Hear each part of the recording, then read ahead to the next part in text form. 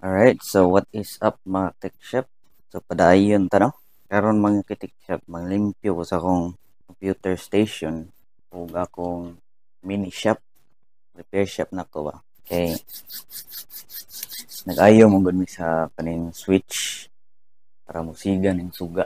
Uba man ni suga. Uba mo ni. Karon naayo na siya. Kay ayo na ni kaning switch. No? No? Okay na siya. Nung nga naguba na is because gipuy-an na siya og kuan mga tech shop kanang tiki. Yan dito nang itlog. O to dili ng function og tarong ng switch. Ilisan pag kuan naging adlaw. Nya puto nabungkag ang akong station. Awa. Ano makadiba o mga katik shop. Pating gubuta. Oh? Hanggang kay styro. Kay ayuhonon dari. Kay ko ayuhonon. Naglibo ko unsa akong nahon na ni itong kadaghan. Pating kataga ron dari mga katik shop.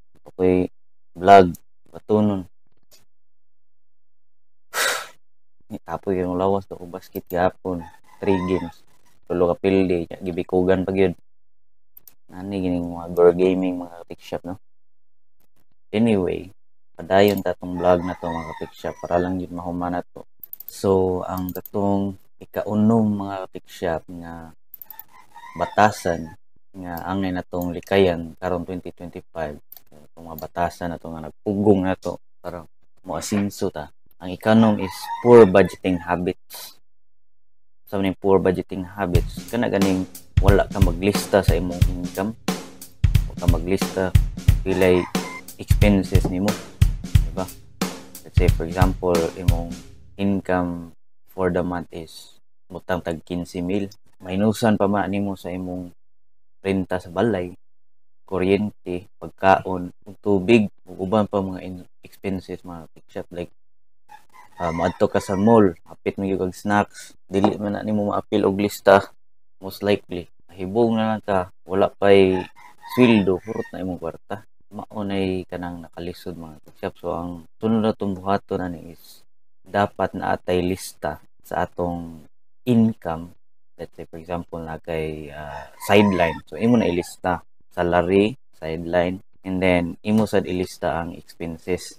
Imo na siyang itapad kung paigo pa kay para in case nga tan-aw mo imong expenses hapit na aduol na lang sa imong kanang income, meaning ana mo minor na kasi mong gasto para makontrol nimo di ka magkautang-utang, minimize kasi mong gasto.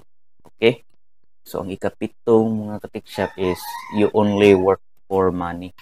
Kani siya mga katik shop is kana lang trabaho lang ka para makakwarta ka, wala kay purpose ba.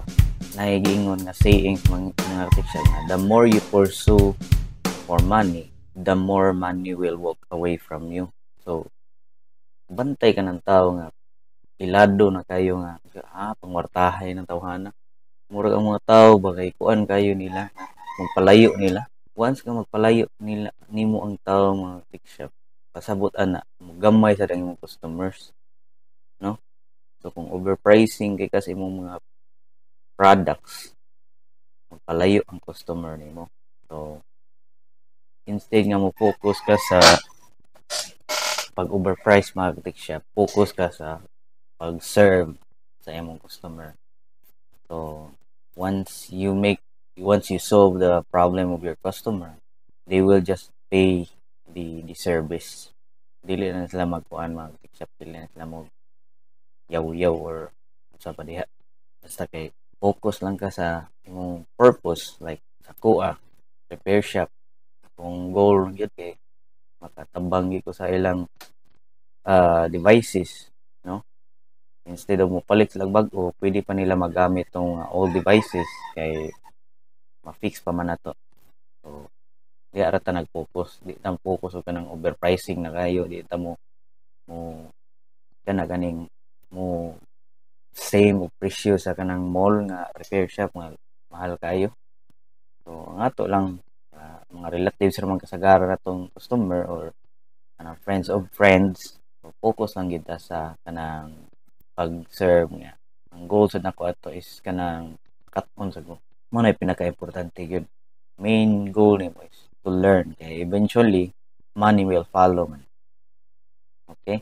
So, ang walo mga ka-tikshop is making space for negativity. So, unsa man making space for negativity? Kanang imong attention gibutang nimo sa negativity. So, for example, mga ka-tikshop, you're thinking about starting a business, no? Niyang unang huna-una ni malugi ba ka ni, no? Malugi ang imong i-invest ni kwarta ba anang business. So negative na kay kag panghuna-una. The reason why nga negative kag panghuna-una mga tikshop is because mao gini siya function sa atong utok sa atong brain. Our brain is designed to survive.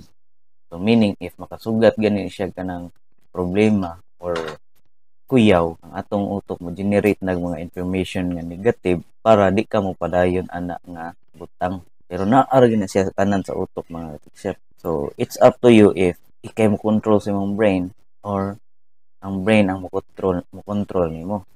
So for example, start kag business. Ingon nimo utok, ayaw anak kay malugi ka na. Ya, kibaw ka mismo nga naa joy ginansya.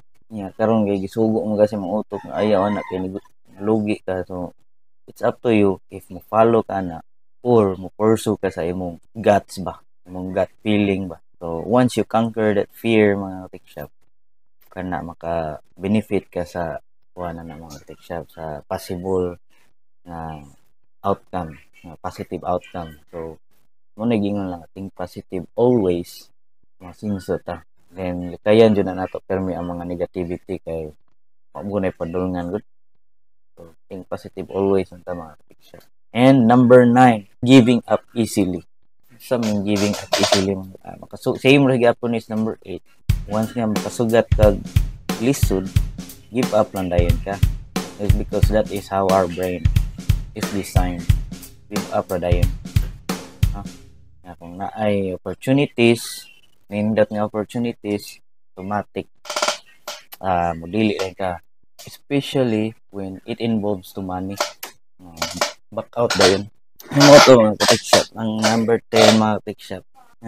Kana po mga tikshop is focusing on material growth instead of personal growth. Ang tao mga tikshop, maong naglisod ta kay focus ta sa kanaganing material gadgets, sakyanan, no? Kani mga gadget ug sakyanan, ang may tabuan especially sa sakyanan, mo na siya mo kutkot sa imong income or savings mga tikshop. Kaya sa panahon karon, especially nato sa syudad, kaning sakyanan aside sa mo kinahanglan ning maintenance, gasolina, naa na sa i-charge ang parking which is around 600 to 1,000 per month. So kanang parking additional na imong charge or i-consider once ka makuha kag sakyanan. Ya, lahi pa ng maintenance, lahi pa ng gasolina, kanang maintenance mga tikshop after 3 years maningil na imong sakyanan na. So instead of mo focus ka nga utang kag sakyanan, focus ka og personal growth nimo man. Asa kay mga libro, pang financial education nga libro. Daghan kayo na mga tikshop and tatong time karon libre na lang. All you need to do is search. So mao to tanan ang napo kabatasan nato nga ang natong usbon karong 2025. So ato lang i-summary. Number 1, being unclear of your financial goals and priorities. Number 2, living outside our means. Number 3, ignoring our debts. Number 4, thinking it's too early to start saving.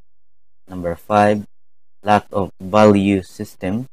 Number 6, poor budgeting habits. Number 7, you only work for money. Number 8, making space for negativity. Number 9, giving up easily. And number 10, focusing on material growth instead of personal growth. Let's go.